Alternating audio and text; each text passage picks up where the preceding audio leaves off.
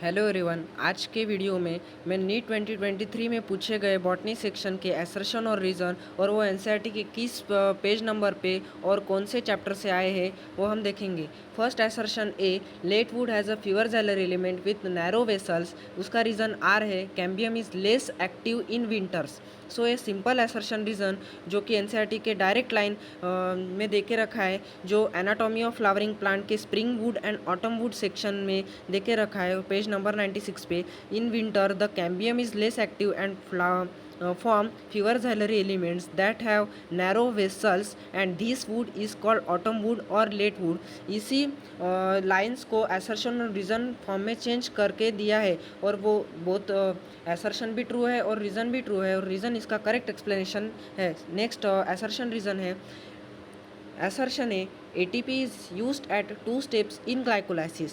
उसका रीज़न है, first ATP is used in converting glucose into glucose 6 phosphate and second ATP is used in conversion of fructose 6 phosphate into fructose 1,6 diphosphate। ये respiration in plant के page number 299 पे glycolysis section में देखे रखा है। ATP is utilized at a two steps, जो कि assertion बताया गया है नीट में और उसका रीज़न दिया गया है। NCERT की लाइन है, first in the conversion of glucose into glucose 6 phosphate and second in the conversion of fructose 6 phosphate to fructose 1,6 diphosphate. So ये डायरेक्ट लाइन है और ये असर्शन एंड रीज़न बहुत करेक्ट है और रीज़न उसका करेक्ट एक्सप्लेनेशन भी है। नेक्स्ट असर्शन रीज़न देखेंगे। Assertion A, the first stage of gametophyte in the life cycle of moss is the protonema stage और reason R, protonema develops directly from spores produced in capsule।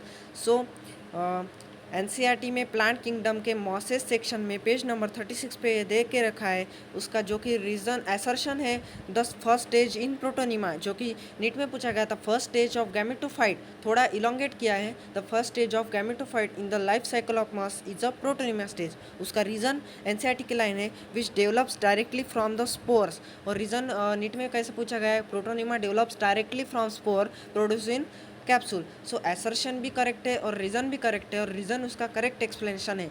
तो आपने देखा है ये जो हमने 3 असर्शन और रीज़न देखे वो सेक्शन एक है जिसका बोथ असर्शन भी ट्रू है और रीज़न भी करेक्ट है और रीज़न करेक्ट एक्सप्लेनेशन है। इससे हम ऐसे तो नहीं कह सकते कि हर एक बार ऐसे ही पूछे जाएंगे कि असर्शन रीज़न करेक्ट है, रीज़न करेक्ट एक्सप्लेनेशन है, ऐसे नहीं। हम फर्स्ट असर्शन और रीज़न को स्टेटमेंट टाइप में पढ़ेंगे, अगर वो स्टेटमेंट हमें सही लगते उसके बाद में अगर स्टेटमेंट फर्स्ट जैसे मतलब कि असर्शन हमने पढ़ा स्टेटमेंट फर्स्ट वो हमें करेक्ट लगा तो उसका एक्सप्लेनेशन क्या होगा वो हम अपने माइंड में पहले खुद से कहेंगे कि इसका एक्सप्लेनेशन कैसे हो सकता।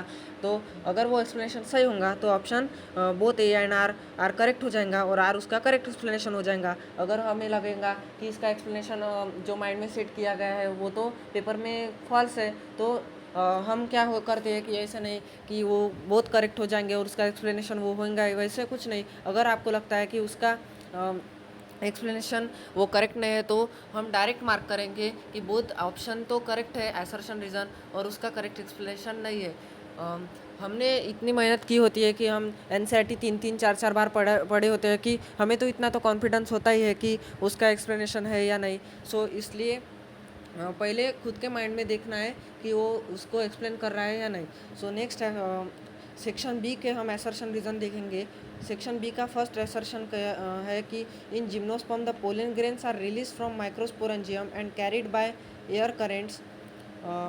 रीज़न दे के रखा है, air currents carry the pollen grain to the mouth of archegonia where the male gametes are discharge and pollen tube is not form. NCERT में ये प्लांट किंगडम में ही देखे रखा है जिम्नोस्पर्म सेक्शन का पेज नंबर 39 पर कि the pollen grain is released from the microsporangium. They are carried in air currents and come in contact with the opening of ovules born on megasporophylls. The pollen tube carrying the male gametes grown toward the archegonia in the ovules and discharge their content near the mouth of archegonia. So assertion तो correct है कि in gymnosperm the pollen grains are released from microsporangium and carried by air current, but reason में देखे रखा है कि pollen tube is not formed, so जो कि गलत है और ए इज असर्शन ट्रू है और but reason is false. Last assertion reason section B का बॉटनी सेक्शन में देके रखा है। Assertion A, a flower is defined as a modified shoot where in the shoot apical meristem changes to floral meristem.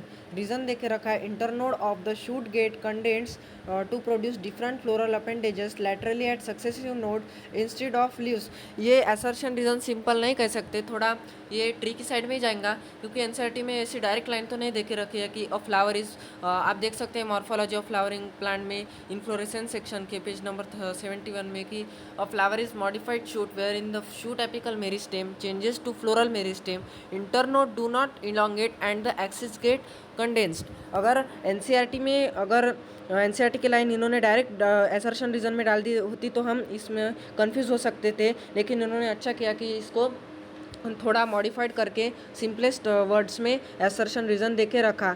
So assertion और reason both correct है और reason इसका correct explanation है।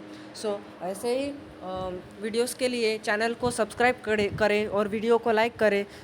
सो मिलते हैं नेक्स्ट वीडियो में। हम जूलॉजी में पूछे गए एसर्शन और रीज़न नीट 2023 में कैसे पूछे गए थे और उसका एक्सप्लेनेशन इसी टाइप के PDF में एक्सप्लेन करेंगे। So thank you everyone.